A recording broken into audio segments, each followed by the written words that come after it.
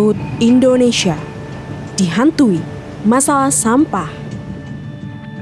Di area seluas 3,25 juta kilometer persegi, jumlah sampah di Laut Nusantara kini sudah mencapai 5,75 juta ton. Jenis plastik mendominasi kategori sampah laut dengan persentase sekitar 60 hingga 90% dengan total 398.000 ton pada tahun 2022. Sampah-sampah laut plastik ini nyatanya berasal dari darat juga. Sampah darat biasanya mengalir dari sungai dan bermuara ke lautan pada musim penghujan. Sampah dari darat sendiri menyumbang sekitar 309.625 ton pada tahun 2022. Sementara, sampah dari laut sebesar 88.374 ton.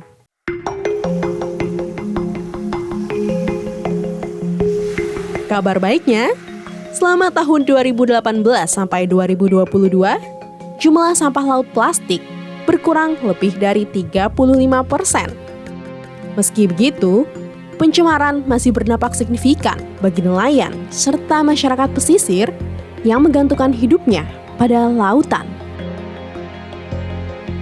Misalnya kalau ada sampah plastik menyemari lingkungan sisir pantai atau di tengah lautan, otomatis karangnya mungkin akan mati. Soalnya ikannya nggak bisa berlindung. Saya sebagai nelayan otomatis nggak bisa nangkap ikan. Soalnya ikannya udah nggak ada di dekat-dekat pantai sini.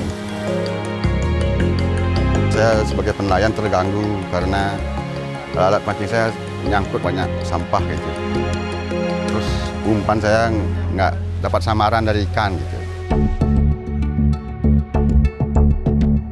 Untuk menghadapi tantangan tersebut, pemerintah Indonesia berkomitmen memenuhi target pengurangan sampah plastik 70% hingga tahun 2025 sesuai mandat Peraturan Presiden Nomor 83 Tahun 2018. Pembersihan sampah plastik di laut dilakukan melalui Gerakan Partisipasi Nelayan atau Program Bulan Cinta Laut. Program ini adalah bagian dari 5 agenda prioritas ekonomi biru.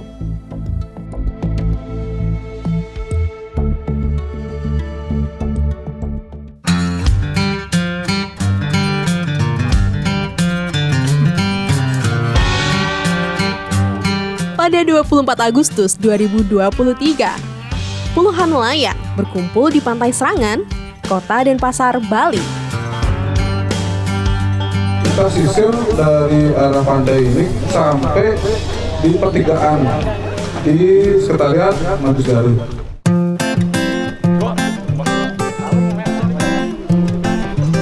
Pagi itu, mereka membersihkan area pantai serta dermaga dari sampah plastik.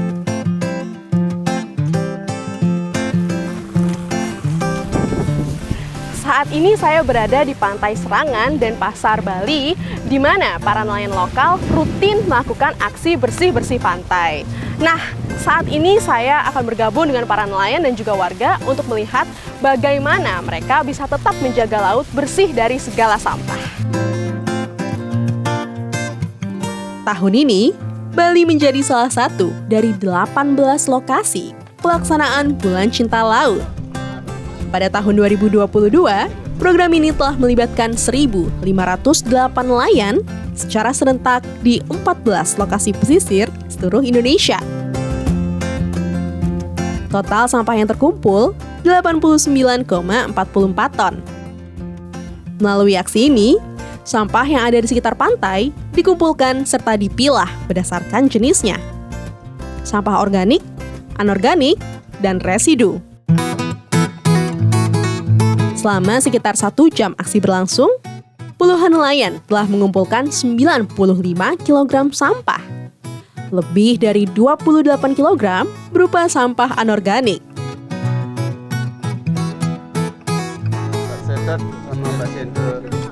Data pengumpulan sampah dari nelayan peserta aksi bersih kemudian dimasukkan ke dalam sebuah sistem khusus secara online, sehingga hasilnya pun menjadi transparan.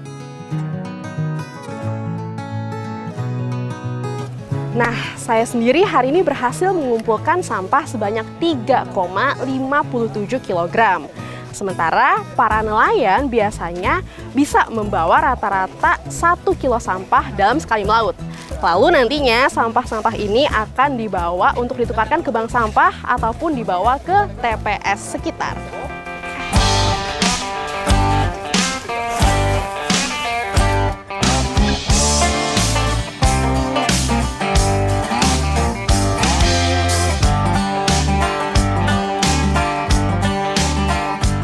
Bank sampah Sire Angen Asri berada tidak jauh dari lokasi pantai. Tiap 2 kali seminggu, sampah yang telah dikumpulkan dan dipilah oleh nelayan dibawa ke tempat ini untuk ditabung. Artinya, tiap jenis sampah bernilai uang. Perhitungan masalah sampah anorganik itu banyak jenisnya juga. Yang sudah bersih itu hitungannya di 4.000. Kalau yang masih campur itu hitungannya di 2.000.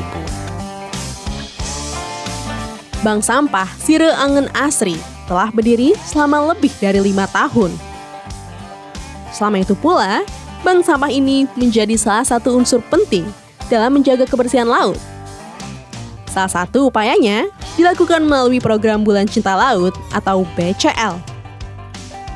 Nelayan yang di Serangan itu kurang lebih sekitar 200-300 orang. Kalau semuanya nanti, saya berharap juga dengan BCL ini nanti menambah kesadaran masyarakat-masyarakat lain, khususnya yang di pesisir, sehingga laut bisa bersih dan masyarakat nelayan itu bisa menambah pendapatannya.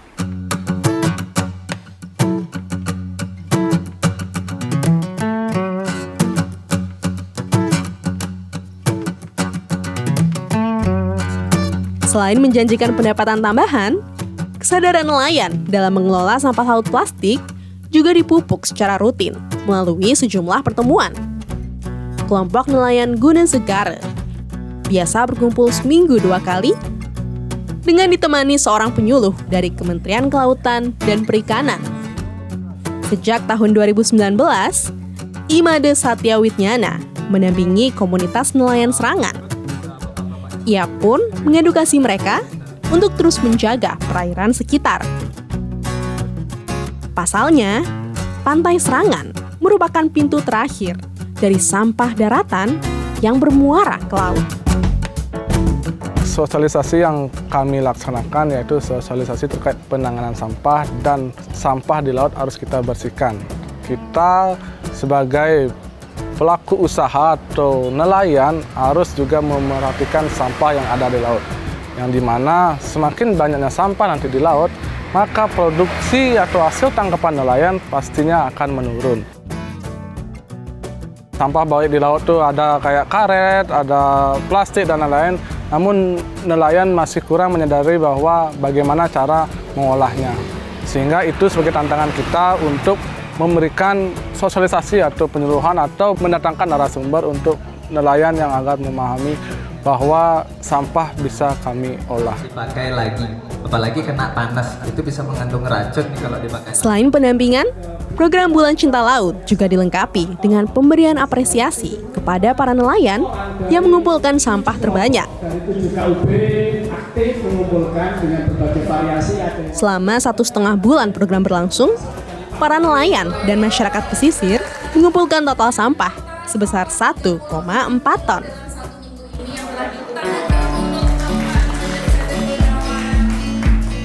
Nantinya, nelayan yang terpilih akan diundang ke Surabaya dan mendapatkan apresiasi khusus dari Menteri Kelautan dan Perikanan, Bapak Sakti Wahyu Trenggono.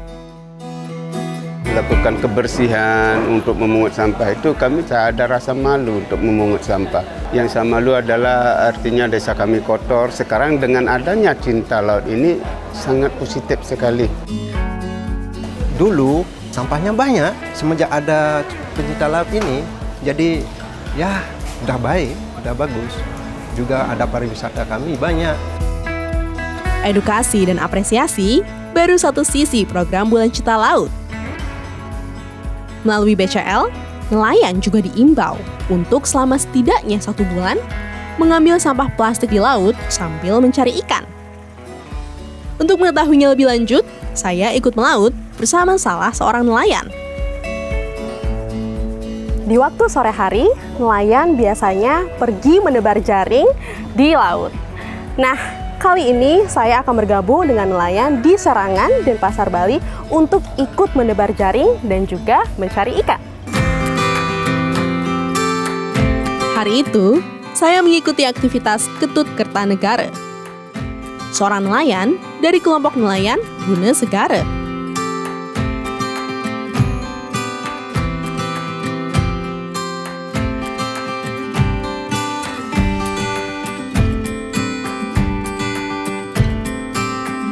Memang biasanya kalau sekali melaut begini Pak, terus ketemu sampah, itu biasanya ketemu sampah paling banyak sampah apa Pak? Paling banyak sampah plastik di sini.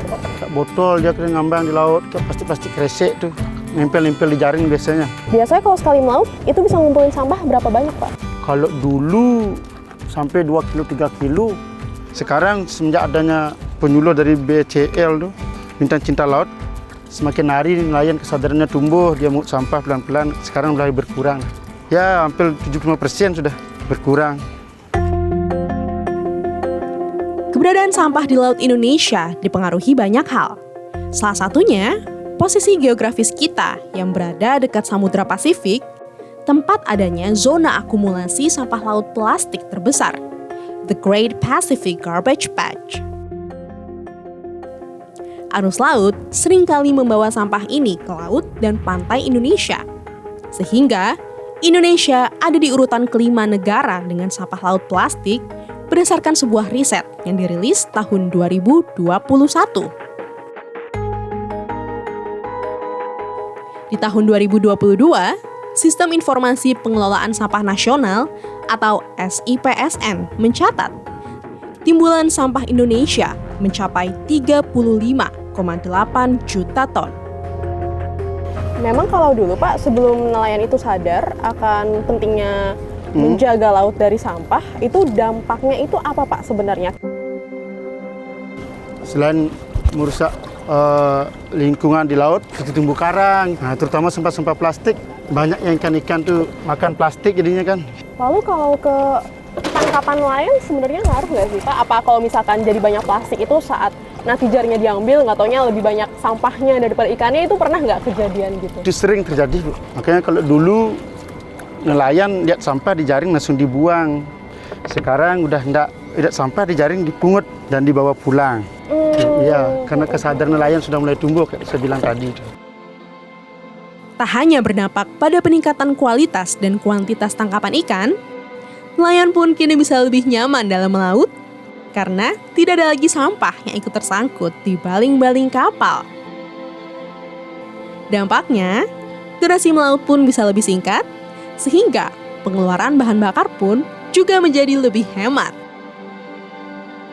Berarti masyarakat di sini sekarang udah kompak ya Pak? Mereka kalau ngelaut, ngeliat sampah, diambil? Ya, dipungut sekarang. Itu apa tuh Pak motivasi yang mendasari? Karena kita, khususnya nelayan di Serangan, punya komitmen laut bersih, nelayan sejahtera gitu loh.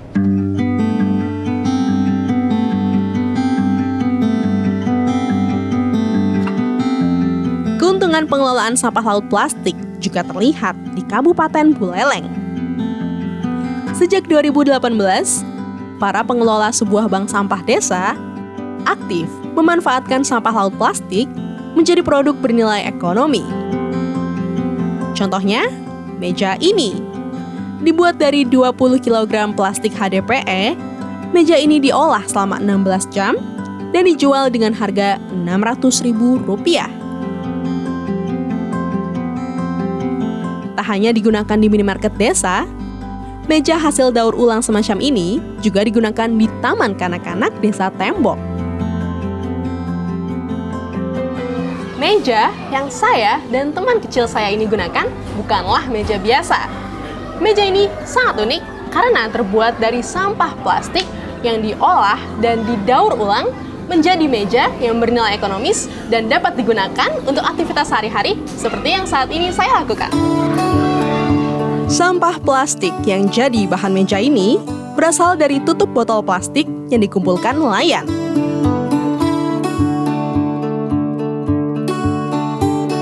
Setelah terkumpul, Ketua Kelompok Pegiat Desa Pesisir Bersih, Dewa Ketut Willy Asmawan, mengolah sampah plastik laut menggunakan alat bantuan dari Kementerian Kelautan dan Perikanan melalui program Desa Pesisir Bersih.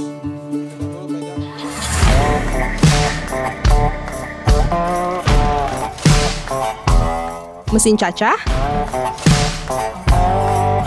oven gas, mesin cold press, dan bangunan ini baru sebagian sumbangan yang ia terima dari Kementerian Kelautan dan Perikanan tahun 2022. Nah, Bli, aku penasaran nih, untuk menghasilkan meja kayak yang tadi aku lihat di TK dan juga di minimarket, itu prosesnya kayak gimana sih, Bli? Meja yang tadi kita lihat itu bersumber dari sampah plastik jenisnya HDPE. Jadi seperti tutup botol, botol oli bekas ataupun plastic layer ya bisa. Ini adalah jenis HDPE ya, tutup botol. Terus kita hidupkan mesinnya. Ini mesin apa, Bli, namanya? Ini namanya mesin shredder. Mesin shredder? Iya, mesin pencacah ya. Oh. Prosesnya adalah seperti ini. Lalu ini kita masukkan dan akan keluar cacahannya. Seperti itu. Ini biasanya berapa kilo yang muat di mesin ini? Ini kapasitasnya 5 kilo per jam. 5 kilo per jam. Hasilnya seperti ini. Boleh lihat ya? Oke. Halus juga ya? Iya, jadi hasilnya seperti ini. Ini tergantung dari ukuran jaringnya. Nanti kita bisa atur itu. Proses selanjutnya kita bergeser ke alat ini. Namanya open gas. Untuk pemakaian di gas, bagi kami lebih efisien ya. Kalau memakai listrik, kita butuh daya yang lumayan besar, itu 32.000 watt. Jadi sangat besar untuk pengadaan di listriknya. Jadi kita pilih yang lebih sederhana, meskipun waktu yang dibutuhkan lebih lama prosesnya.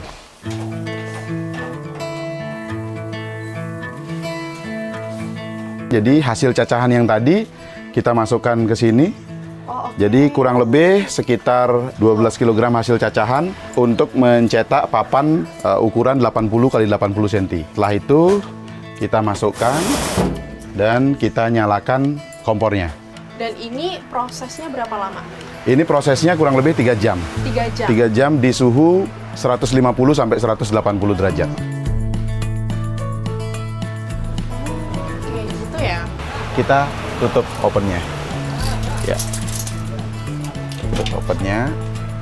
Ya, dengan nanti kita cari suhunya sampai dia di 150 atau sampai 180 derajat. Setelah cacahan tadi dipanaskan, dia sudah meleleh. Jadi kita masukkan cold press. Jadi ini untuk mengepres cacahannya yang sudah meleleh tadi agar menjadi lebih keras dan dia didinginkan kurang lebih sekitar 10 jam prosesnya. Ya, 10 lama jam juga ya. Dan ini adalah tahap terakhir. Ya, ini adalah tahap terakhir. Jadi ini sekarang kita coba buka untuk melihat hasilnya ya. Ini mesin dongkrak ya? Iya, ini pakai hidrolik. Jadi kita masih manual. Oke, dan ini adalah hasil akhirnya menjadi sebuah papan plastik. Jadi ini bisa untuk meja ataupun barang-barang lain yang bisa kita buat menjadi seperti apa. Gitu. Dan ini hanya satu-satu masukinnya ke cold press? Iya, prosesnya adalah satu persatu, per lembar dia. Lumayan lama ya? Lumayan lama prosesnya. Ya? Oke. Ketiga alat ini mulai dari mesin cacah, oven gas, sampai ke cold press ini semuanya dukungan dari KKP? Iya, benar. Jadi kita mendapatkan bantuan berupa mesin cacah, open gas dan juga cold press, serta bangunan ini dan sepeda motor roda 3 yang kita pakai untuk angkutan di bank sampah, itu semua mendapatkan sumbangan dari KKP. Jadi di tahun 2022 kemarin. Di Bank Sampah Unit Tembok Kedas Mesari, ada pula sampah anorganik lain yang juga bernilai ekonomi. Misalnya, plastik bentukan atau botol plastik ini yang bisa dijual untuk didaur ulang. Sementara, sampah lain berupa besi dan kaca yang tidak bisa diolah di sini akan dibeli oleh pengepul dan daur ulang di tempat lain. Beberapa di antara sampah ini diperoleh nelayan sambil melaut.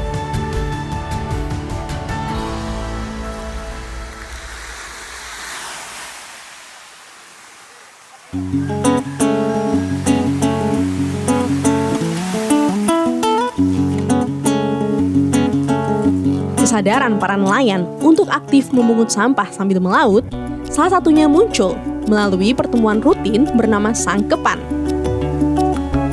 Dalam kegiatan ini, pesan menjaga lingkungan pun selalu disampaikan. Kalau kita gunakan bahasa mikroplastik, mereka juga akan agak kurang mengerti. Jadi kita berikan bahasa yang sederhana. Jadi ketika plastik itu hancur, jadi kecil-kecil, terus dimakan sama ikan, terus ikannya ditangkap nelayan, ikannya yang ditangkap nelayan kita makan lagi. Jadi ini yang akan meracuni, seolah-olah kita bunuh diri jadinya. Jadi penggunaan bahasa-bahasa sederhana seperti itu yang biasanya kita lakukan terhadap nelayan. Alhasil, masyarakat pesisir Desa Tembok, Buleleng, Bali, sadar untuk memilah dan mengumpulkan sampah-sampah ini secara rutin.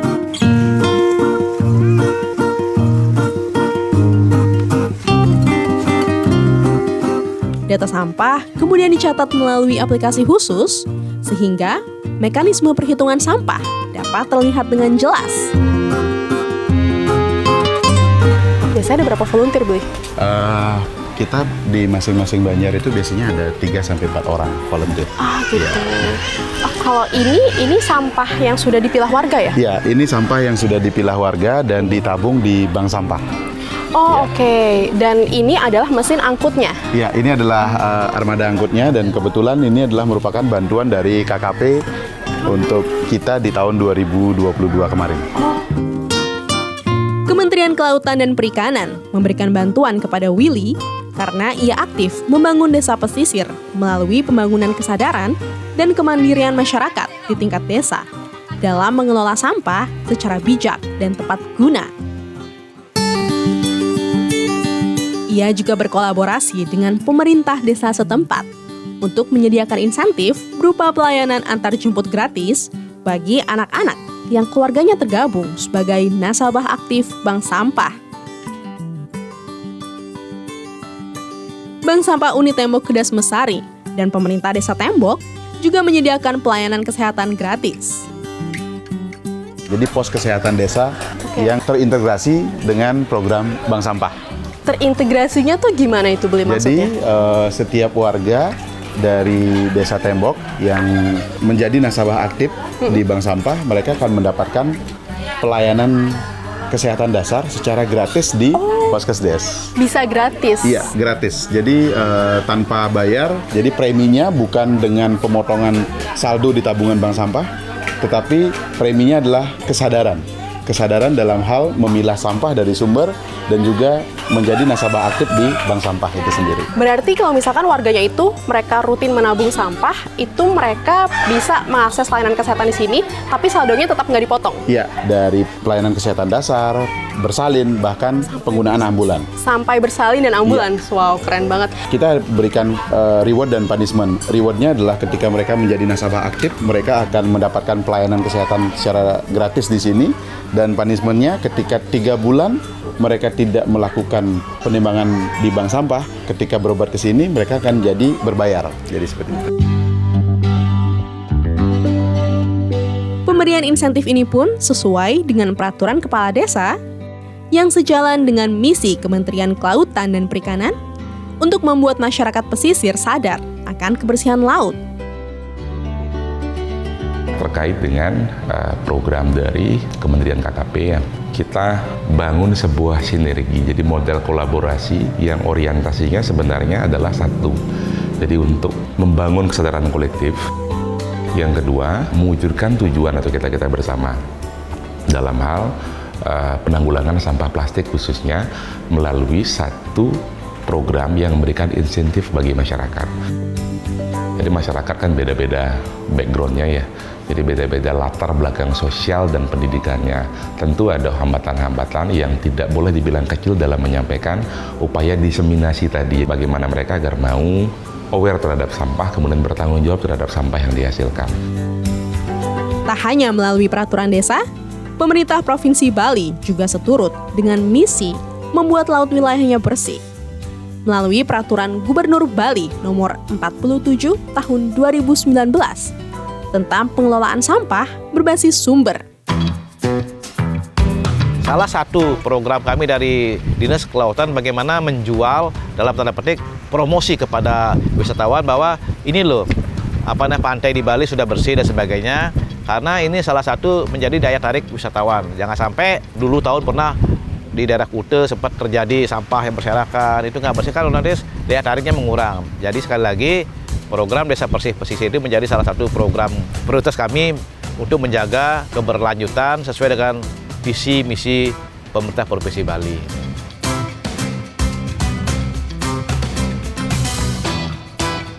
Kolaborasi pemerintah di berbagai sektor pada akhirnya bertujuan untuk menciptakan ekonomi sirkuler yang berdampak signifikan bagi masyarakat daerah pesisir seperti yang sudah tampak di desa ini. Dari kami selaku penggiat sampah plastik melalui program Desa Pesisir Bersih mengucapkan terima kasih banyak kepada KKP yang sudah memberikan bantuan kepada para penggiat lingkungan, khususnya sampah plastik di daerah pesisir seperti kami di Desa Tembok, Kecamatan Rejakula, Buleleng, Bali. Dan harapan ke depan semoga program ini bisa berlanjut dan menyasar lebih banyak lagi daerah-daerah pesisir di seluruh Indonesia agar Indonesia semakin bersih. Jadi seperti itu. Program Bulan Cinta Laut dan Desa Pesisir Bersih pada akhirnya akan bermuara ke visi besar mencapai target Laut Indonesia yang bebas sampah di tahun 2040. Kedua program ini punya dasar hukumnya sendiri. Jadi memang ada ya peraturan Presiden nomor 83 tahun 2018 tentang penanganan sampah plastik di laut. Nah, Kementerian Kelautan dan Perikanan itu merupakan salah satu penanggung jawab kelompok kerja yang bertanggung jawab untuk pembersihan sampah plastik di laut. Nah, dasar Perpres tadi itu, Kementerian Kelautan dan Perikanan membentuk satu keputusan Menteri nomor 130 tahun 2003 tentang rencana aksi. Apa yang harus dilaksanakan? Setidaknya ada 4 poin yang harus dilaksanakan dalam rencana aksi itu adalah bagaimana kita membersihkan sampah plastik di laut, kemudian kita menghentikan masuknya sampah plastik di laut, meningkatkan kesadaran masyarakat, kemudian kita meningkatkan pengawasan terhadap bagaimana sampah itu jangan sampai ke laut. Program Bulan Cinta Laut dan Desa Pesisir Bersih merupakan bukti nyata bahwa Indonesia telah melakukan upaya maksimal menangani sampah laut plastik.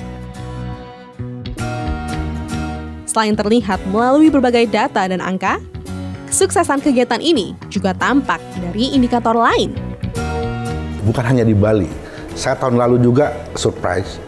Ternyata ketika kita melaksanakan Bulan Cinta Laut di Aceh, ketika kita akan memberikan kompensasi, apa yang dapat jawaban dari mereka? Jangan Pak, ini bagian dari iman kita. Masya Allah, saya bilang, ini sebetulnya kalau semua masyarakat Indonesia pemikiran sama seperti teman-teman di Aceh dan di Bali, selesai pekerjaan kita itu. Dan itu tujuan kita.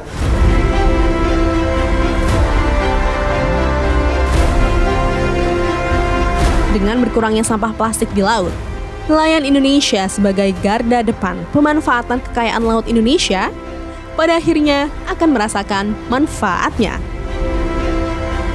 Setelah kami lakukan ini, jadinya lebih enak lah kita melaut gitulah. Laut kita jadi bersih, clean gitulah, artinya kita jadi bebas melaut. Sekarang mudah-mudahan masa depan ke depan selanjutnya bisa berkembang sebaik mungkin. Bukan kita aja, seluruh di Indonesia, biar laut kita di seluruh Indonesia bersih dan bagus.